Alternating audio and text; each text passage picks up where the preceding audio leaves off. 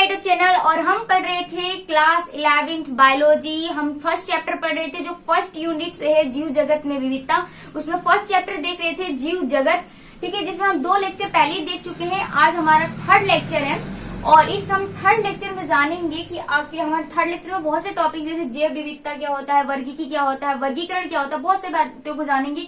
तो please video को पूरा वॉच करना है। चैनल पर नहीं तो चैनल को सब्सक्राइब कर लेना। तो आइए जानते हैं कि आखिर जैव विविधता क्या होता है। तो गाइस आपको पता होगा कि हमारी जो पृथ्वी है इस पे अनेकों प्रकार के जीव पाए जाते हैं, बहुत से प्रकार के जीव पाए जाते हैं हमारी पृथ्वी पर। और इन वैसे आपके एनसीईआरटी में जो अब तक जीवों की पहचान की अगर बात करूं तो 1.8 मिलियन यानी 18 लाख जीव प्रजातियों की पहचान हो चुकी है। अब हम जानते हैं कि आखिर जैव विविधता क्या होती है। तो गाइस पृथ्वी पर अनेक प्रकार के जीवों का पाया जाना ही जैव विविधता कहलाता है।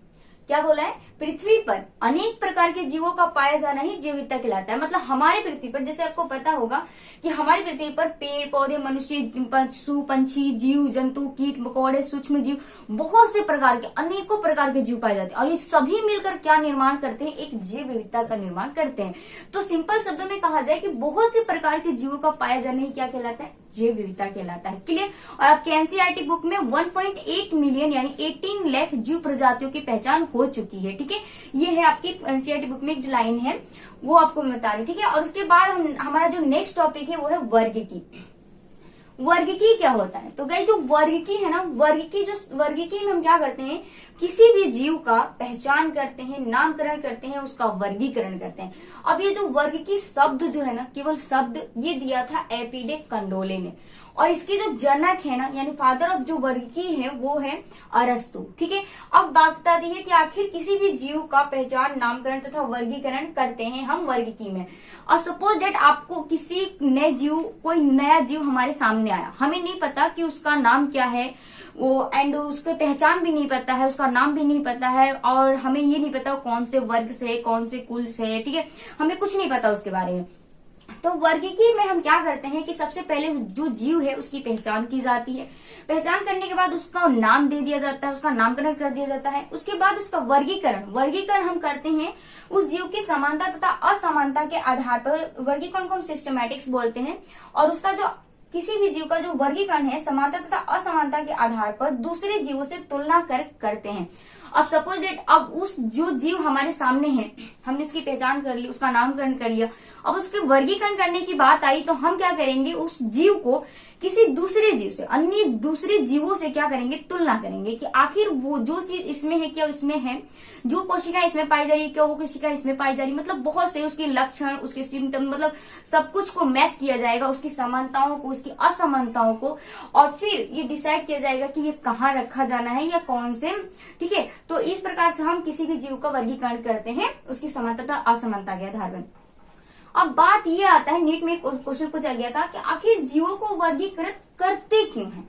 आखिर जीवों को वर्गीकृत क्यों किया जाता है? तो गाइस ताकि हम किसी भी जीव की पहचान आसानी से हो सके। अब बताइए, हमारे जैव विविधता में इतने प्रकार के जीव पाए जाते हैं, अब उन सभी प्रकार के जीवों की पहचान भी तो जरूरी है, वरना ऐसे हम कैसे पहचान। अब बताइए, हमारी जो क्लासरूम होती है स्कूल की, उन्हें हम क्यों मतलब कर रखे हैं ये फर्स्ट क्लास है, सेकंड क्लास है, ताकि हम आसानी से पहचान कर सके कि ये जो बच्चा है फर्स्ट क्लास से, सेकंड क्लास से।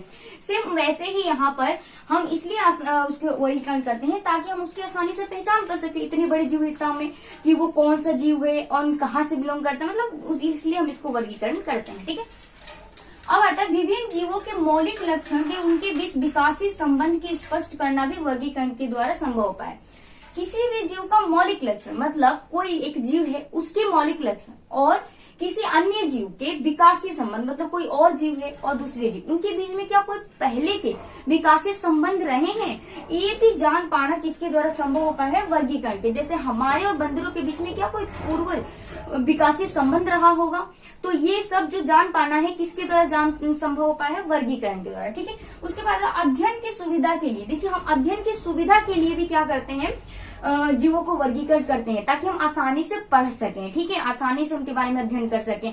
जैसे क्लास के बारे में हम क्लासों को डिवाइड करते हैं ताकि आसानी से जान सके कौन सा बच्चा किस क्लास से है, इसलिए। ठीक है, उनका अध्ययन आसानी से हो जाता है जो दूर दराज क्षेत्रों में मिलते हैं, और जो जीव बहुत ही दूर क्षेत्रों में मिलते हैं उनका अध्ययन भी आसानी से हम कर सकते हैं वर्गीकरण के द्वारा। ठीक है, तो ये होता है हमारा वर्गीकरण, वर्गी। ठीक है, वर्गीय में हम पहचान, नामकरण, वर्गीकरण करते हैं। जैव विविधता, बहुत से प्रकार के जीवों को पाया जाना। वर्गी शब्द एपिडेकंडोले ने दिया था। जनक इनके अरस्तु हैं।